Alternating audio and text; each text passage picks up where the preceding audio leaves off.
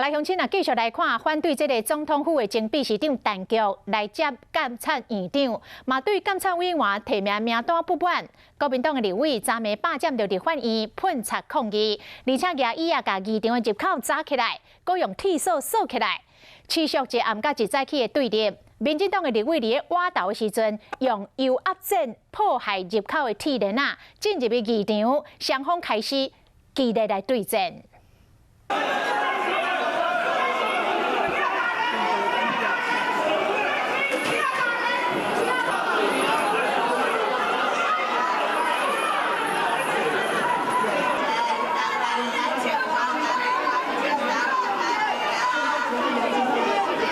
这个民进党的立委进场了后，把相关的标语来撤掉。国民党团用铁链啊，甲家己绑做伙，搁来泼水、扔面粉要来阻挡，朝野爆发着真激烈的集体冲突，双方对立将近1点钟。民进党的立委开始来清场，强力甲国民党的立委一个一个赶出着议场，大约伫12:06摕到控制权。立法院长游锡堃顺利徛出哩主席台，来结束这场21小时的突袭占领。